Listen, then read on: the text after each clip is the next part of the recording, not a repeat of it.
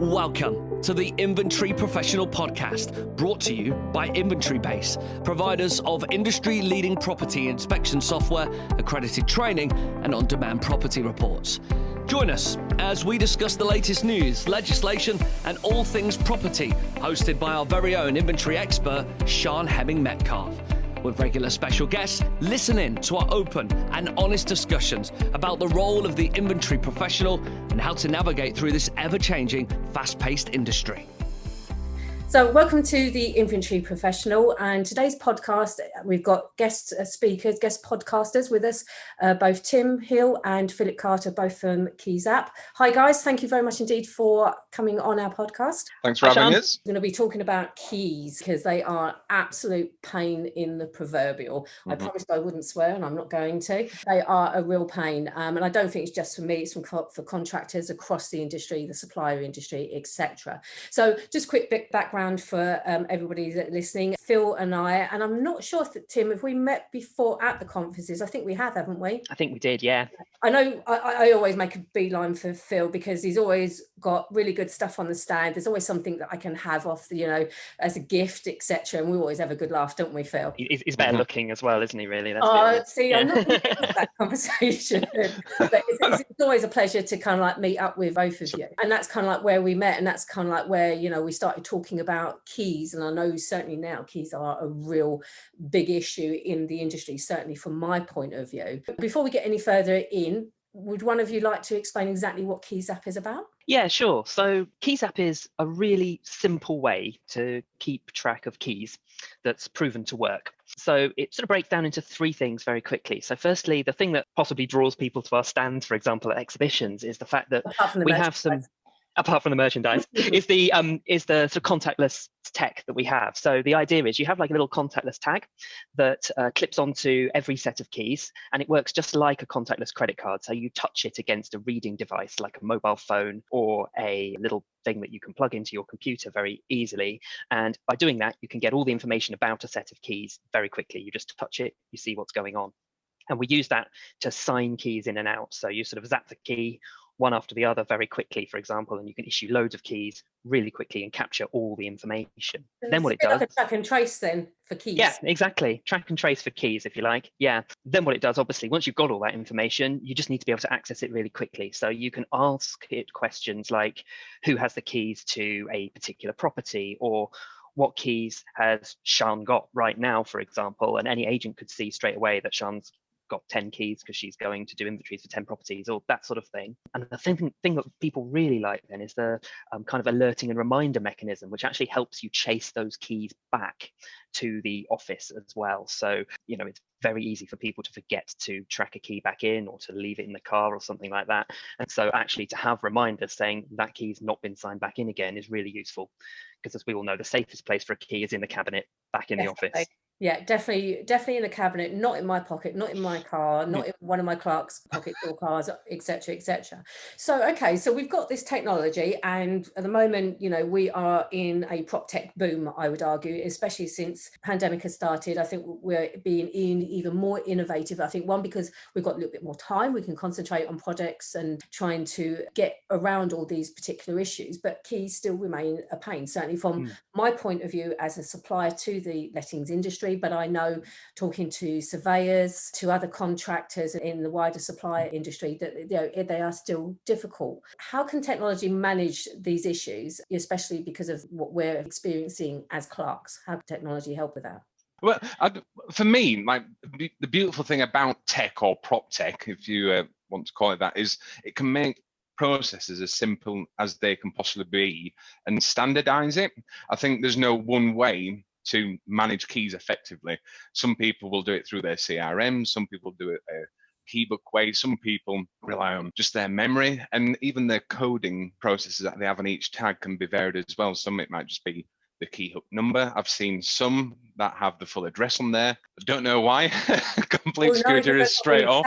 Is it? I mean, if we lose the keys and it's got the full address, then we're just you're basically literally opening the door to someone to that property, aren't you? So that's what I can't ever understand also from an agency point of view. I know I've seen where some agents are still using that old school book type, that lined paper. Do you remember that we used to get to write on to practice our writing? They're still using that as a method. Why is that?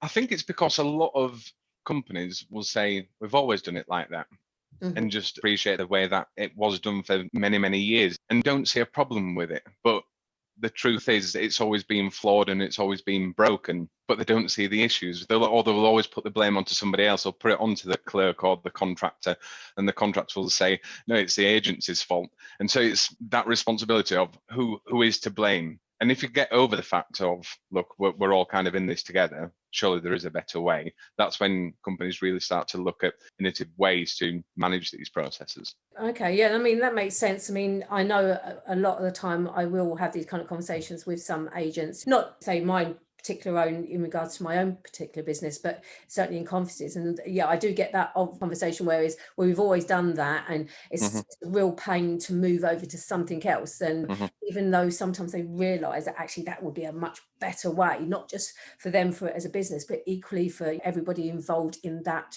chain of working, whether it be estate agents, letting agents, or actually, as we were talking a bit earlier on before we started, the build to rent market, where we're going to be seeing a lot more flats and block management where the size of that safe is going to be massive, Tim. Yeah, absolutely. Yeah. So, I mean, at the end of the day, keys are a pain in so many different places. And I mean, they are particularly a pain if you're the person that has to pick a key up and then go and use it. I love talking to inventory clerks because they get the problem straight away. That's because we're normally at the end of the problem, because if you think of the kind of like the timeline, 9 times out of 10 we either are or should be the last people to have the keys. But then that always kind of puts us in a bit of a position, because quite often we're the first ones to get blamed when keys kind of like go missing, even though we can say, well, we gave them back, and we even give a name as to who we gave them back to. But if they don't log them in, or if they put them in their desk, which I sometimes see, you open the desk, oh, that'll go in there, I'll remember that later, and all of a sudden they've gone missing, and then I get an email or a frantic phone call, where are your keys? When did you give them back? Who did you give them back to? At what time did you do it? And can I have it to the second? Because we can't find them. And I'm like, it's a pain. Absolutely. And you're all kind of losing time, aren't you, when that happens as well? So you're there sitting there waiting. The agents, I mean, I was in an office the other day, and I think I saw 4 or 5 people interrupted to try and work out where a particular set of keys had gone. There was actually a landlord in the office there as well, who actually wasn't asking for those keys, but they were just watching the problem. And I was thinking, well, what confidence is that, for example, giving to that potential customer as well? It's one of those things. It's a small thing in some ways, but it has quite a big knock-on effect, doesn't it, across the way we all work together across the industry? Yeah, hugely so, especially from the time element, because a lot of reports, certainly nowadays, because agents aren't doing the check-ins, they're attempting to do the reports on the same day as the tenant is meant to be moving in, because that way then they'll use our services to check that the smoke and carbon monoxide alarms are working, that the keys are there, and so that basically they can just move the tenant in. But the trouble is then, if those keys are either missing or they're with another contractor and they can't find that contractor, which is a constant issue, and where they've given them out and one person can't remember who got them, and then that's that frantic, like you said, ringing around, who's got them. And I had one the other day, I'm in Portsmouth, the keys were in Winchester, and I'm stood there waiting for the job to start. Tenants are wanting to move in, and I've got no keys and I can't do anything. And it's that track and trace element that I think certainly technology can help with, and I'm presuming that's what your system Keys app does. Yeah, no, that's a really good analogy, actually. We're, in fact, our little contactless tags have a QR code on them, very similar to the track and trace QR codes that we're all getting used to scanning at the moment as we go in and out of places. What it does is it just makes that identification of a key really easy as well. So if you touch a key to your device, and you could do this, for example, as an inventory clerk, you can touch that and you can just check, for example, have I got the right key here? Things like that, you can get access really quickly, and it makes the capture of information, which we all really need to do. We've all got requirements to make sure we can prove somebody's keys are really important. We can prove when we gave them out and things like that. But it's really arduous if you've got to sit and write that down or type it into a spreadsheet, and take a long time to do. So like you say, just that scanning of a QR code or touching it to a device and have all of that captured instantly, makes a huge difference. And of course, when we make that process so easy, it makes the ability of people to actually follow it properly so much better as well. So you get much better compliance as a result, because all the problems that you previously had are kind of gone away. Well, yeah, especially where the compliance and evidence side of it definitely comes into play. I mean, because if you think about it, it's not just about getting the keys to do a report, do a survey, do an EPC, do an EICR, do a gas safety. It's also then what happens to those keys when the tenant gets them. I mean, should they be then tracked and noted for that point of view? Because obviously you've got your management set. So effectively you've got two sets, haven't you? Management set and a set the tenants get. And then be able to maybe track the fact that tenants have got them. And then also when you get them back, because certainly from an inventory provider point of view, when we get those keys back, we don't necessarily know what was given out in the first place. So if we had an ability to see how many, what type, when, also equally, if they've been extra sets have been ordered by a tenant, sometimes that happens, and they're meant to give them all back, but we wouldn't necessarily know. Now I know certainly without, if a tenant wants to get them recut, there's no way realistically of knowing that. But then I suppose if you had them on a tag and had it so that they could maybe taken off those tags, and each set was given a specific tag, and they were almost a bit like a bike lock, they couldn't be taken off, so you have to keep that tag on. You could then maybe tell, perhaps, I don't know, going forward, whether those keys had actually been recut, so we'd have an understanding. And certainly when it comes to checkout, then we know what to expect, or the agent knows what to expect to come back. So it's about that whole life journey, isn't it, really, not just from supplier contractor point of view, but also through the tenancy as well. Yeah. Absolutely. Like, you can get things like tamper-proof key rings and things, as you say, where you'll be able to see that complete life cycle or life journey and everything that happens. And as you say, quite often the set of keys that you hand out will not be the set of keys you get back, or you've given them 2 sets and 5 sets have suddenly come back, and even handing them over to the agent, they're a bit like, what the hell's going on here? And so even like fixing that problem of going, we now have 5 sets, can be a task in itself. But quite often they'll just put all 5 sets back up on the hook, and then that's where cracks start to appear. All that needs accounting for. I think most agents would be really happy if it was that way round, and they gave out 2 sets and they got 5 sets back. I think it's normally the other way round. And like you say, actually being able to record properly, like what's on a set of keys when you're giving it to tenants, because what a lot of our clients will see is that they give out things like parking fobs and things like that quite often, which are actually quite expensive to replace and have a lot of value. And you can give out sets of keys and the keys will come back, but the parking fob was mysteriously disappeared and things like that. To actually be able to say at the point at which you bring that key back in, okay, this is what should have been on that set of keys, for example, and double check that at the point the person's returning it, that enables you to capture all of those problems. Yeah, absolutely. Yeah, I mean, car parking fobs are becoming more of a norm, especially the new builds. They tend to have their own parking and underground parking. So yeah, that's going to make a huge difference. Also, the fact is that just the amount of keys, like I said, the number, and sometimes we get huge bunches of keys. I mean, to be honest with you, it takes me back to when I was in the prison service and all the keys I used to have there. I mean, we had bunches of keys there, and I just look at these and think, oh my God, I don't want to be responsible for all these. Half of them I don't even know if they would work. And it doesn't help also then when you get asked, or could you check every single key against every single lock and let me know which one does what? And it's like, oh my God. To have a way of managing that, certainly from both the client point of view, but from our point of view, and have that seamless, to me is a no-brainer. It makes really good sense, which then goes back to the original question. Why is it that you just see the written manual that's stuffed in a drawer somewhere that someone's got to find, and it's been so well thumbed how they can even read it, or it's been rubbed out so many times, and the confusion with the numbers of the keys because you can't put the address on, it's just, there's a lot of stuff there that could be really simplified, and I just don't understand why it isn't more widely adopted. I mean, is it a CRM issue? Is it an integration issue?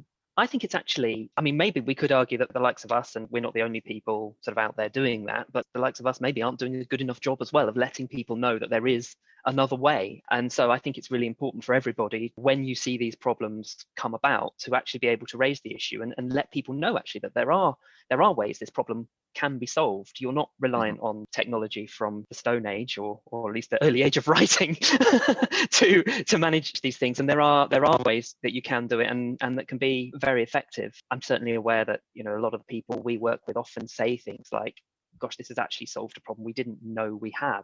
So it goes beyond just the actual physical keeping track of keys or that who's got the key kind of issue, but we've seen people use it to, for example, make sure that when a cleaner visits a property that the key went out at a certain time and it came back at a certain time, and the key was only out for 2 hours and yet the cleaner billed for 4 hours. And you get some really interesting sorts of side effects and things as well, just by having that data available and easily accessible.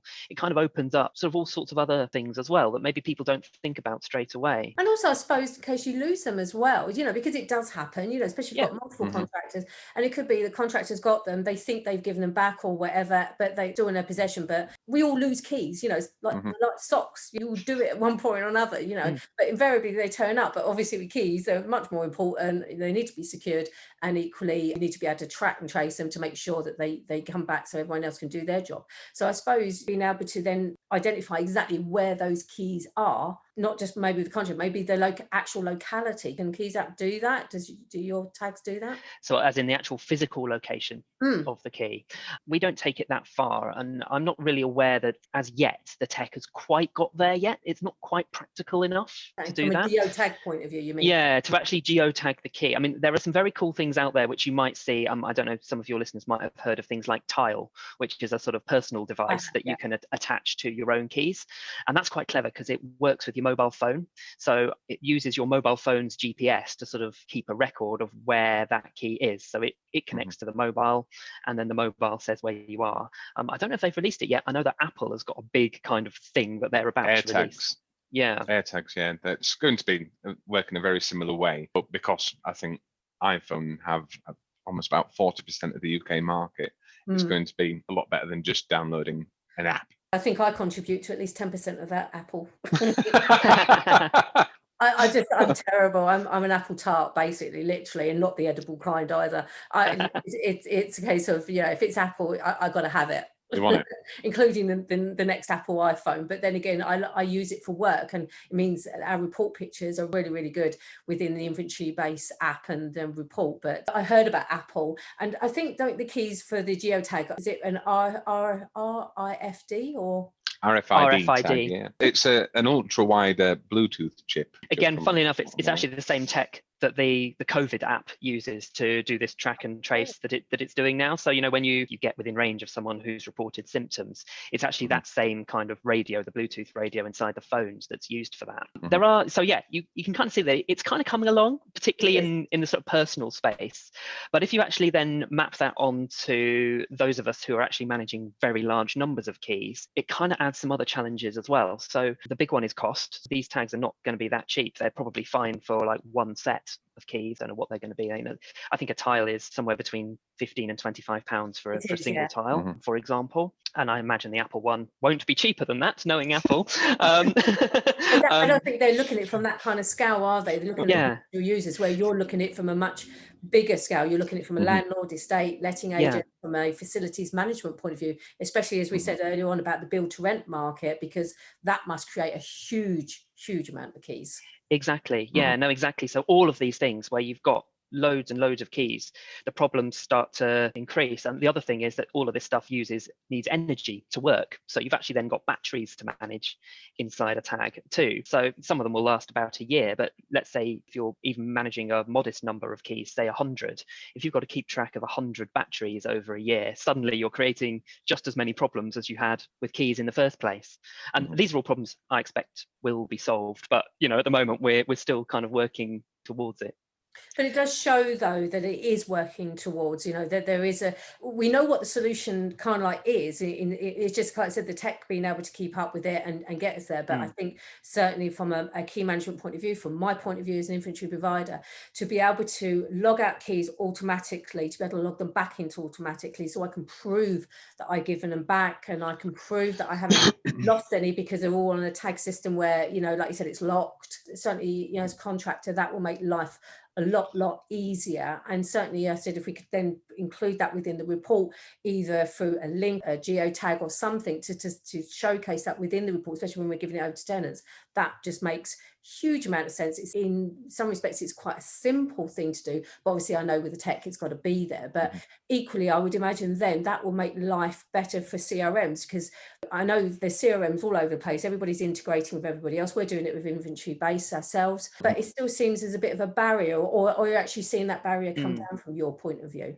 Yeah, on the CRM side, I think the barrier is definitely coming down. We started Keys App getting on for 6 years ago now, and I can see a marked change in that time as to how open the different CRM companies are to actually starting to work with other sort of smaller sort of niche products like ourselves to enhance what that CRM is capable of doing by itself. So I think there's definitely a much more willingness now in the CRM world to work together. Some of the ones out there, this idea of, in the tech world, we would call an API, but that's basically a language that different apps can use to talk to each other.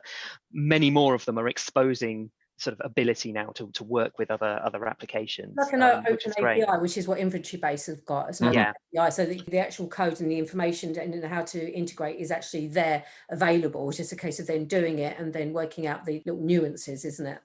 Yeah. And I'm sure you'll know from the InventoryBase side of things that having the ability to do it is one thing, but then there's actually quite a lot that people need to still remember has to go on behind the scenes to really make it work very well. And I think there's a danger sometimes if you put in an integration that only half works, you actually end up with something that's hinders rather than helps the client. One of the things we see is actually means of getting tools to talk to each other is one thing. The next thing is basically making it so that you can kind of synchronize the data properly. And there's actually incredible amount of hard work usually that both companies need to do to make that happen. Yeah, you get all the normal challenges then as to, people have to make resources available. It costs money, it costs time to make it happen.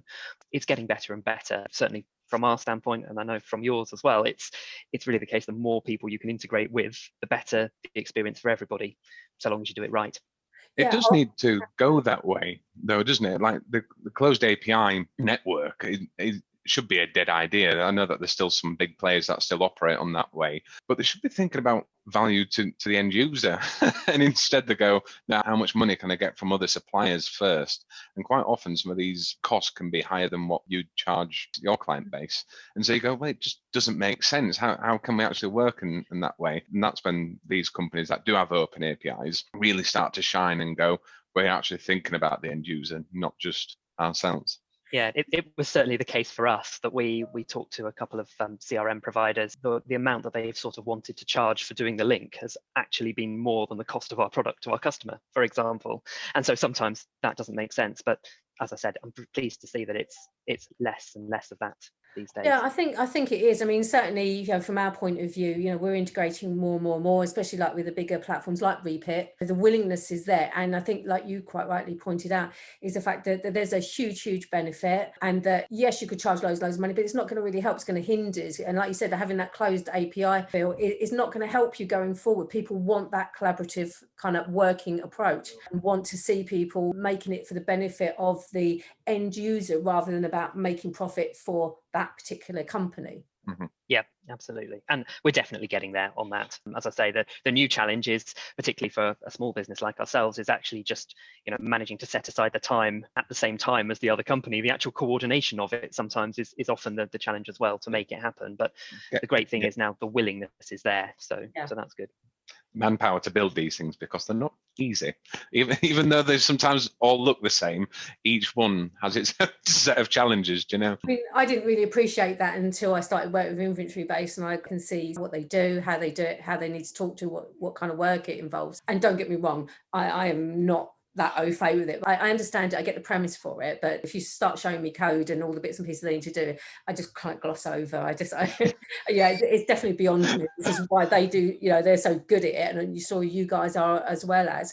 But I mean, I think one of the key things, certainly from an agent point of view, or a landlord or a surveyor point of view, is that evidence, that audit trail. And it's something, certainly from an InventoryBase point of view, certainly me as a user and a provider of services, that to me is absolutely the key to our service. The detailed report, but also then, you know, having an audit trail to see where everything is, what's been done, when, how, who's commented, who, you know, who's interacted with it. And I think you can only do that with tech. You can't do that in a school book or a bit of on a folder with a list of key numbers and addresses. That's just not going to work. It's too much information that you need to be capturing quite quickly. And the only way you could realistically do that is tech, and also then share that information if it's needed. Yeah, I was going to say, like, probably one of the big things about technology is, compared to a book, is that the book is rooted to one place. So it's usually either next to the key cabinet or somewhere out the front of somebody's office. But actually the interaction with, in our case, keys, but it could be anything really in tech, you know, the interactions are happening so much more out and about. Sometimes it's just physically impossible to update the key book and things like that. If you, for example, hand the key over to a tenant outside of the office, there's no easy way that you can track that at the moment. So that's where the tech comes in. If you've got the ability to just touch a key to your mobile phone or log it out that way, you know, it's going to be, you can track much more and you can get much better adherence to your key policy. Given the current situation of COVID, the amount of people that I've spoken to, offices have become almost like glorified key cabinets. Yeah. And me as an agent could be getting in touch with you, Sián, saying, look, I need this doing, but I'm actually working from home. I need you to pick up those keys. I can't actually see if those keys are in the office or being handed out to somebody in the first place. If it's a key book, where do I get that data from? And then that's when you get your issues of turning up to the office and then someone going, I don't know where they are. Can you hang about for an hour or so until I find out and actually get them back? And you go, oh, no, I can't, because I've got another job to go to.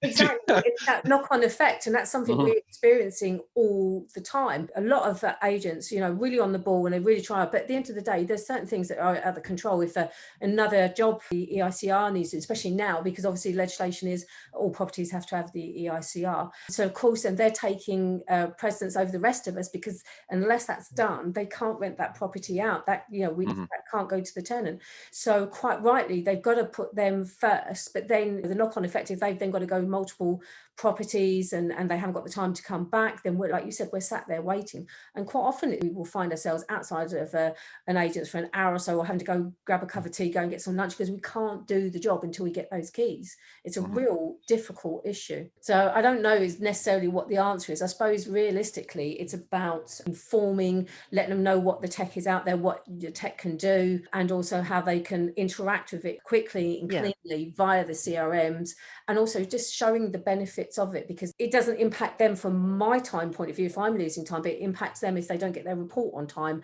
And obviously then what those issues then create either up the chain or down the chain, especially the end user, the tenant who stood there waiting to get in and they can't because either we haven't finished or the key's not been given back, so we can't even get in.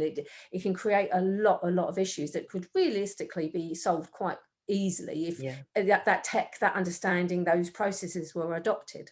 Yeah, and another thing that sort of related to that, that's probably easier solved by tech, is the idea of actually reserving a key up front. So knowing that you're going to be needing it at a certain time and actually be able to flag that. Again, with pen and paper, that's, I mean, you can do it, but you've got to have a really strong process that makes it work, and it's very cumbersome and you'll get it wrong. Whereas actually, again, if I can just put a little note, say, or a little reservation on a key that says this key is needed by Sián at 11 o'clock tomorrow, then anybody trying to give that key out prior knows it's got to be back before Sián needs it. And again, it's those sorts of things which tech just speeds up and makes so much easier, so much more possible than it has been. Yeah, because otherwise you're relying on everybody's memory. And like you said, because everybody's now working remotely, you might have the odd one or two people in the actual branch or the office, but most are working at home. And depending on where they're located, it will depend on who knows what, when. And we had it the other day where someone had the keys and the staff member didn't realise that we needed them and they took them home. And of course, then we had to drag them from home to the office to give us the keys so we could do our job. So the impact on that from a timeline point of view, from the time pressure and the report pressure was quite big. And also the fact is, certainly from a clerk point of view, the way the industry works, we get paid per job. So therefore, we're not paid for our time, for our travel. So of course, if that's impacted, that impacts on our jobs going forward. And also, so we're losing that time, that ability to maybe do other jobs that would be income generating, and we've lost out basically because of that one issue. I'm not saying it's the agent's fault, because these things do happen, and if you don't know, and like you said, if you haven't got that robust writing audit system within the office, that agent wouldn't necessarily know that those keys were needed. So of course, take them home because home's nearer, makes sense. You can be in office the next day, but it's the impact that it has. Again, to me, it makes sense to look at these and think, well, how could I address these pain points? And to me, online key management with those geotags, with those QR codes, with that management system, just makes so much sense. Yeah, absolutely. And something I think is interesting as well, if you look across different industries, like you said, in your industry, you are paid by job. And so it might not be immediately obvious to an agent the actual costs that are going on with keys not being in the right place and things like that. We do see sort of more in the commercial world, sometimes there's much more call out charges and things that are getting applied. And so people sometimes see that more in those parts of the industry than they do more in the residential sector. However, there is also that element that if I'm running a business and my staff are running around looking for keys, sometimes that's not obvious to me either. And I think that's certainly one of the things that comes out very often to us, is that actually people don't realize how much time they waste as they sort of have to interrupt numerous people to work out where a key is, or get on the phone, or have somebody come in to bring a key back, that sort of thing. It's all time that people really should be spending moving the business forward, not chasing around after keys and things like that. So often our job is to help people understand some of the impacts that they are seeing day to day, and it does add up. It's usually hundreds of pounds a month if you kind of add up the lost time, and possibly even more than that when you consider the domino effect of lost opportunity, not just to the agent, to the clerk, to that tenant that's moving into that business that they work for. You just go, the hours soon really rack up. Really, yeah, but it is hard to quantify, because quite often you might think, oh, it's just 5 minutes, but if you were to time it, you're probably looking, whenever there's a key missing, it's like 20 minutes, half an hour, and it's not just one person, it's a few people. And then when it turns out that key is lost, it's, oh, now we need to plan to go get that key cut. And it's not quite often, it's not a junior person, it's the lettings manager who's higher paid anyway, and you just go, surely there must be something better to do than this. So yeah, that lost opportunity. Accountability, I think, is the big thing, and responsibility of it all. People don't like to feel accountable for it. Quite often when a set of keys gets handed out by an agent, it's not often their responsibility for them to manage that back in. Instead, it'll just become the company's. Yeah. And that's when you can go to your key book and go, I can't even read whoever's written in this in the first place, when really that's when you need those standardized processes. Yeah, exactly. And what I also find is that you always seem to get one person that is accountable for that book to know where the keys are. If they're not available, then everyone's scratching their heads, everyone's trying to figure out what the other person means, or what they written down and how and where everything is. And then you stood there as a clerk in the agent's office going, this is not going to go well, because no one seems to know. Everyone's kind of like looking at us as disabled. Do you know? And I'm thinking, it's not my big company, it's not my book, I have no idea. Whereas if it was online, if it was tracked and traced and everything, then you'd have the ability to have a look, at least see who maybe had it last, so you could then work your way back. And like I said, again, that whole track and trace kind of element of it, so that hopefully you won't be losing loads of hours and time on it. Because it'd be really interesting if you could do a study or some sort of bit of a timeline, a day in the life of a set of keys kind of thing, and map out everybody that would have had it, and how long for, and what that kind of like issue would be in regards to that time management and loss of income, etc., etc. Absolutely. I think, and so one of those things that you certainly can do with the technology that is so much harder to do with kind of written records, or even with spreadsheets, or, a lot of CRMs maybe have some basic functionality around this, but they don't necessarily give you the information that you really want around that sort of thing. One of the things the technology allows is you can click on a property and you can see exactly when keys go out, when they come back, how long they're out for. All of that information suddenly is available to you, which, as I say, you didn't really have before, or if you can get it, it's so much work that it's not worth trying to find it, whereas now it's all available to you. One of the things you touched on a moment ago, Sián, was around this sort of accountability piece as well. I think probably one of the big things we see, and this doesn't just apply to keys, it applies to all processes, probably in all businesses, but the easier you can make them, easier it is to make sure people actually follow the process, and particularly that they follow it consistently. Yeah. So the example you just gave, where somebody who normally looks after the process is away and no one else knows what's going on, if you can make it so simple to see what's going on, then that just suddenly everybody can take some ownership of it. And the flip side is also true. Nobody wants the job of looking after keys, because they know it's such a pain. There's so much kind of reconciliation and chasing around that needs doing. But if you can look in 30 seconds every single day and say, are all my keys back? Suddenly that becomes a thing that is easy to manage. And as soon as it's easy to manage, you can manage it, and things, they improve tenfold, 100-fold potentially in some cases. Oh, absolutely. I mean, even this morning before we started this conversation, as everyone knows, or if people don't know, I work with InventoryBase as head of training, but I also run my own inventory company. And I've already had 3 calls this morning about where are keys, where are they, who's got them, or can I have them? So I'm constantly having to spend a lot of admin time chasing them. Can I get them the day before? What time they're going to be available? Who's going to have them? Or arranging with other contractors to meet them somewhere to get keys. I did it about a month or so ago, where I had to drive 12 miles in one way, the contractor 12 miles the other way, so we could meet in the middle on the motorway to swap keys, because they'd taken them to another job and I needed them. The agent didn't tell them that I needed them, so they've gone to another job, which is 12 miles away from where I was. And the worst thing was that I'd actually passed their area and then gone 12 miles ahead, and then had to come back 12 miles to go back another 12 miles to be able to go and do the job, all of which time-wise, fuel cost-wise, I don't get reimbursed. It's part and parcel of the way our particular the industry works. So, I've lost out. I've lost out on the time, I've lost out on the fuel side of things. The contractor had to muck around, she didn't know. And to be fair to the agent, it was one of those situations where they didn't realise they hadn't brought them back. But if they'd been able to see on the system that the keys were still out, we could have avoided that, or at least got it to a stage where we didn't have to be doing this toing and froing, which is or if maybe that person had been chased when the keys were due back or something like that, they would have known they needed to get them back in, or even like an alert, like you said, something that flags up to say you need these keys. Because again, we spend a lot of time chasing keys ourselves to make sure that they're going to be there, especially when it comes to checkouts. Have the tenants given them back? So of course, if they're tagged in, if they're QR coded in, they're in the system, no, it will be given that instant, no, we haven't got them back, or rather than going to the key safe, and you can almost hear the key safe opening, loads of keys jangling around. They go, which one is it? Where is it? Have they put it back on the right tag? Is it on the right number? Is these are the right sets? And you can only memorize so many keys. I mean, in a way, I actually think agents are brilliant, because sometimes they'll look at keys and they know exactly what those keys are for, who they're for, whether they're brand new, who gave them, etc., etc. That's a wealth of knowledge. But the trouble is, as soon as they're not there, that knowledge is gone. No longer accessible. Bit of an aside, I met a really clever agent who is visually impaired, and he knows his keys by feel. He can actually physically know which sets of keys he has based on what the key set feels like, and he helps that by, a lot of times people will he'll put like a fluffy tag on one, or things like that to actually do it. But so some people do have incredible memories, and that's brilliant, but it only works for that one person usually. And the more people you start introducing into a process, the harder it then is to keep track. I mean, I think probably for us property managers, inventory clerks, they're a good example of people who really do have the attention to detail. They're interested in those sorts of things.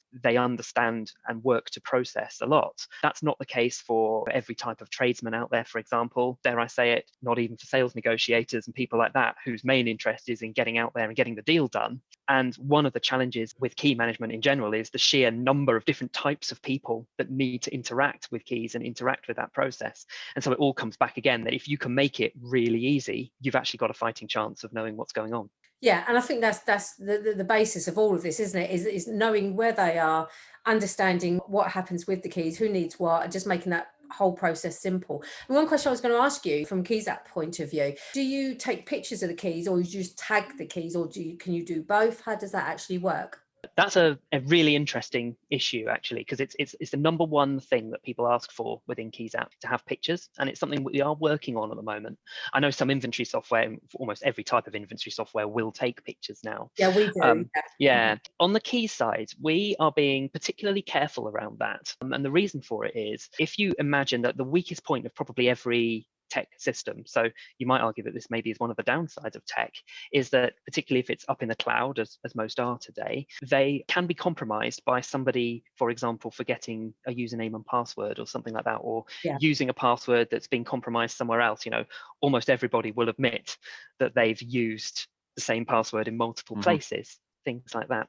So if a system such as ours could be compromised, and I'd argue probably the same does apply to the inventory software too, that if those keys, if there's a good photograph of keys in that system and somebody could break in from the outside, suddenly the risk is going up a bit, because it is possible these days to cut keys from photographs. And so if I've got access to a photograph of the key, I can suddenly break into a property without actually first breaking into the agent to steal the key. So it's something we've been particularly careful about, and we are working on it. Basically, we want all the right levels of encryptions, the right access mechanisms, so that we can really tightly control who has access to those photographs when we have them. No, that's a very good point, actually. Yes. Yeah, I'd say also it's not something you see everywhere in the industry. So it's something probably people should be careful of when they're shopping for technology, is that a lot of the time you'll see something that looks great, but has that company really thought about some of these things that could happen further down the line? And it's always worth testing that when you're shopping for any kind of new product, to see how deep does it go, what are the real risks, and can they give you a satisfactory answer? Yeah, absolutely. No, that's a very, very good point. And funny enough, it's something that back in my previous life, that was a big issue about cutting of keys and how good some people are. You could argue, well, it's only a house, it's only a home. But then if you're going into that, certainly into the higher market bracket, you 1 million and above kind of properties, that could be even a bigger issue. But yeah, it's a very, very good and valid point. But I think it, certainly from an inventory clerk point of view, you use those pictures to be able to identify those keys, because we've got no other mechanism. Of course. Yeah, no, and again, it's also a matter of risk, isn't it? Some people are happy to, if you understand the risks, and let's face it, it's a very small risk, but it's one that because we focus specifically on keys, it's one that we really feel, for example, that we need to get absolutely right and be as secure as it's absolutely humanly possible to be, which is why maybe we've been a bit slower to do it than we would honestly like to be. And again, just being really honest here, that's as it stands, there is a full capacity for as much detail as you want as a description though. So what sort of keys are on there? 1 Yale, 2 Chubb, maybe it's a Banham lock. If you want to go with key codes or barrel lock numbers, you can as well, because Banham keys or any sort of like master suited system, very expensive to replace the locks if those keys suddenly get lost and there's none spare. And so it's always security keys, don't you? So very specific. I mean, I know one particular client where there's a key that will do everything. So that's very specialized. So equally, we're extremely careful with it, and we worry about it a lot just to make sure that it remains safe and secure all the time. So there's a university that we're working with who actually has a fine for people who take master keys, so keys that'll open multiple doors, of £100,000 if that key is lost, because of the net impact of everything that would have to be replaced if that key disappeared. So I mean, we don't see that quite so often in the residential sector, but certainly something that needs a lot of thought. Yeah, it does, especially like you said, when you're dealing with maybe block management, so that keeping all of those properties in there, especially with, I suppose, maybe also the student market as well. That must be because of the amount of students you've got, properties, and also the turnover as well, because they don't necessarily have a lot of void periods, but their turnover, especially if they're only students are only there for maybe one kind of like cycle at university or at the college or wherever it is that they are. So therefore you've got multiple keys going in and out constantly. I mean, that must be a huge same goes for the HMO and Airbnb market. Keys constantly being handled, turnover, and if one, because obviously they're usually in blocks, if one does go missing, as Tim says, it's the rest of the block that needs doing. Housing associations very similar, aren't they? Yeah, because I mean, I work with a particular housing association, and they've got a very large portfolio, and the key management of that alone, especially now with COVID, where you're not having either the check-in and sometimes the check-out face-to-face, so therefore the key handover has to be done very carefully, or if not by a safe, and everything that involves that side of things. So therefore, those tracking of those keys becomes even more difficult. And obviously you're doing or dealing with maybe larger volumes than maybe you would normally do. So then you've got that whole issue as well. So I think COVID has actually created another issue with keys regarding the fact that we're not doing face-to-face contact now. It certainly has. It certainly has. I think Philip touched on it earlier on as well. What we're definitely seeing is much more dispersed key management going on. So instead of everything really being managed from like a central office location, now suddenly it's making sense for more people to take more keys away with them. And once again, as soon as you've lost the access to your central book, suddenly that stops working again. And so definitely a definite trend with COVID is keys now being managed more and more outside of the office environment. I mean, even seeing, I don't know if you're seeing this, Sián, and any of the agents you work with, I'm even seeing people starting to maybe even decentralize the way they work. So there was quite a trend towards kind of bringing particularly property management into like a single hub location. And if you've got lots of branches and lots of offices, all your management's being done from one place, and the others are just effectively doing the sort of sales and the one-to-one interaction with clients. What I'm seeing more and more people look at doing now is actually moving some of those central functions back out again to the edges, again because of the practicality. They don't have so many people in the central office anymore. They need those keys, or they need those people to be operating much more locally than had been the case previously. And I think that's a really interesting trend that COVID is sort of forcing on us. And again, it means that some of the ways we used to do things just don't work anymore. And if we still want to know what's going on, you at home might be very useful for you to know where a certain key is before you go to get it, because you might not be going to the office anymore. You might be going to meet somebody else or something like that. Exactly. No, that's a really good point. And it's something we were already, and certainly we're experiencing, certainly the initial lockdown, where no process were really geared up for what had to happen. And like you said, everybody was then sent home, working from home. And obviously a lot of people were furloughed. So therefore your access to staff, access to the agents was even more restricted, because of the fact there was no one to actually open the office door and give you that access. And if they weren't the right people who didn't know what the keys were doing, etc., then you were having to rely on them finding out from someone else. There was a lot of disconnect going on in regards to the whole key management side of things. I mean, and that obviously, because of what was happening with lockdown, we knew it was kind of like coming, but not to the degree that it came, and none of us prepared because we didn't expect it. I mean, if we had this conversation last year, you'd be going to me, pandemic, really? What are you on about? That's stupid. No, absolutely not. And yet here we are, but here we also are going into tier 2, tier 3, potentially mass lockdown again because of what the situation is. It's likely that we're going to get even more of this going forward. So it says to me, we need to get this situation sorted. We need agents to decide on what is the best method to not just help them, but also help everybody in that particular tenancy, that timeline, and again across the actual supply network, because anything that involves property will involve keys of some sort at some point. It's a simple fact. From your point of view as Keys App, what do you want to see happening in the industry? What do you want to see these agents, these users and holders of keys doing? I think probably the first thing I'd say is that actually people making sure they're actually signing keys back in and out to everybody. I know that sounds a bit strange, and you might even be thinking, well, surely everybody's doing that already. But funnily enough, I don't see that happen all that often. I think if you're a contractor, almost always you're going to have a key kind of booked out to you, something like that. But actually what people often do is they don't have the same standards of their staff, for example, that they have of their contractors. Sometimes for good reasons. A lot of things I hear is, oh, we trust our staff, it's not really a problem. But it's not really about trust. It's actually about, I think you mentioned earlier on, Sián, like mistakes happen, and they happen all the time. And unless you're able to kind of keep track of things from end to end all the way, you're not actually able to have any kind of process that you can really trust, because you don't know whether it was the contractor not bringing the key back, or whether it was actually just one of your staff's still got it in their pocket or something like that.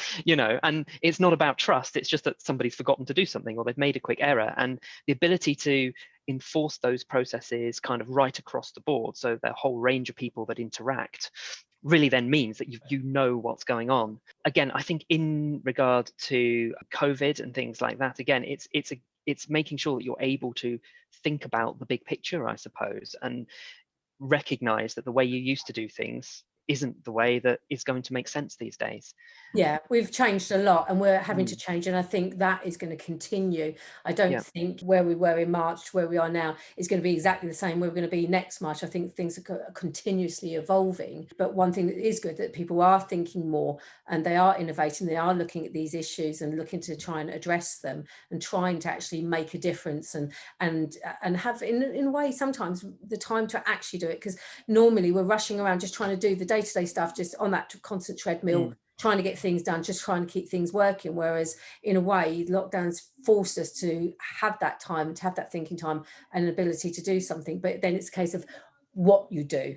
Who do you go to? Who do you see? How do you get situations, these pain points sorted and working for everybody's best interest? Exactly. Yeah. As Tim kind of touched on, it's that human element, isn't it, that we need to keep to a minimum really. And that's where tech really starts to shine and capture that data, because, well, we've been in it for a while, but people are really starting to get on board with data is almost becoming king to some degree of, I need to see everything that happens. And with that, I think there will become legislation and regulation. I know that in Scotland you've got the lettings code, which means you need to have a record of every key.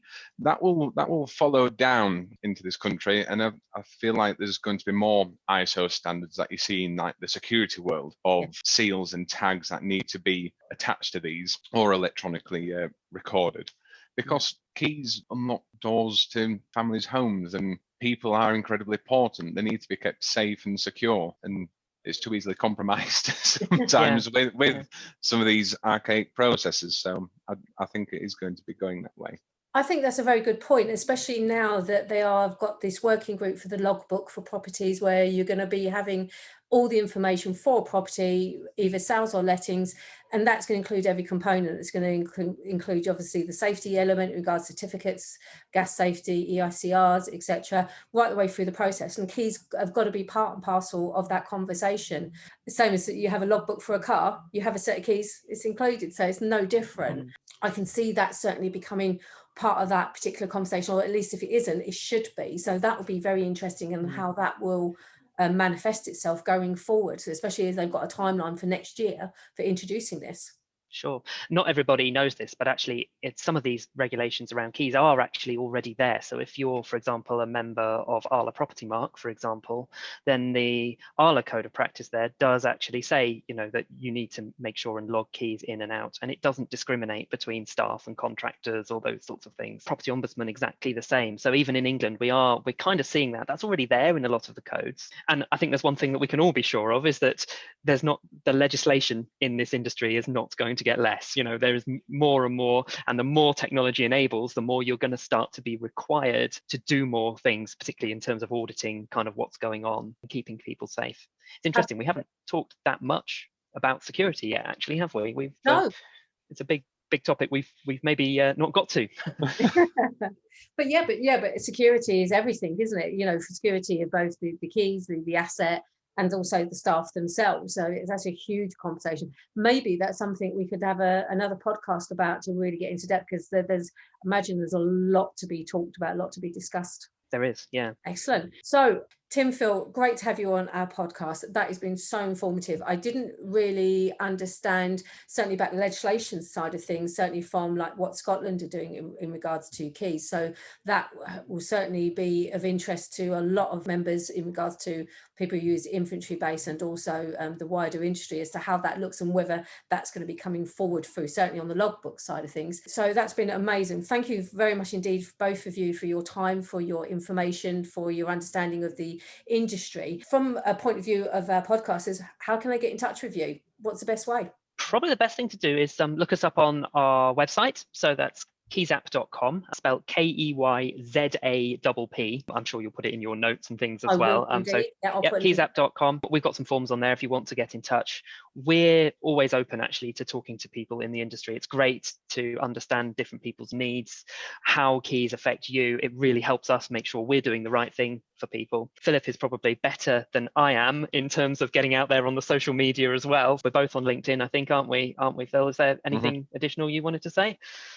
Not really. We're just always here, and if it's just some advice, really, I'm always at hand and ready to help. Yeah, so we're always talking on LinkedIn, aren't we, Phil? So I mean, it's a great platform to, for businesses, for agents, landlords, to get in touch, find out who you guys are, what you're doing, and are able to help. And I think certainly from both our points of views, is the fact is that it's sometimes, even if you don't necessarily give over the solution, or someone buys the solution or whatever, having that chat, having that understanding, and then going back and looking at what your working practices are and how they could be better handled and better for, not just for yourself as the agent, as the landlord, but also for the wider market, for the wider supply market, makes a huge amount of sense. And then we can hopefully take that main pain point away from keys, because the solutions are there. You have a solution, so it's not a difficult solution to really implement. I think it's just a case of just understanding it and actually thinking, no, I need to do something about this, and then just getting on with it.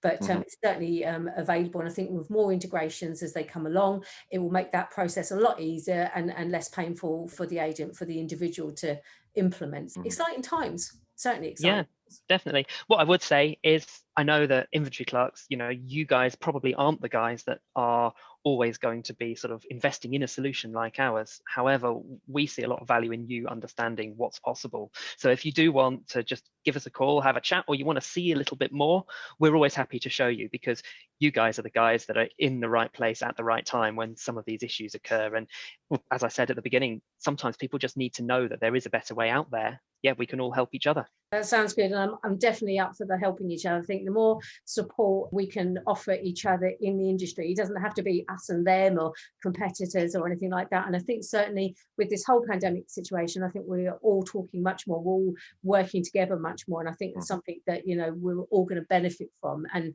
I would not like to see that like wane away once things maybe get back to some normality, because I think it's been really, really good. The fact is, we've got competitors, but equally we have friends in the industry, and if we can all work together, there's a common aim, there's a common good there to be had. And I think that will be for the benefit of everybody, which is nice. I think we certainly need that. Phil, Tim, thank you so much indeed for your time. It's been an absolute pleasure as always. Thank you very much indeed for your patience and for agreeing to come on, and I look forward to talking to you both again about the security aspect. I think we definitely need to do that.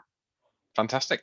Thanks, Thanks Sián. for having us. Brilliant. It's been a pleasure. Okay. Well, thank you everybody listening today. We will put information and also links on the show notes so you can get in touch with Phil and Tim and ask your questions. And we look forward to seeing you all again in our next podcasts. Thank you. Thanks for joining us this week on the Inventory Professional Podcast. If you've enjoyed the show, subscribe to our podcast now and share the love. This podcast was brought to you by InventoryBase, providers of industry-leading property inspection software, accredited training, and on-demand property reports.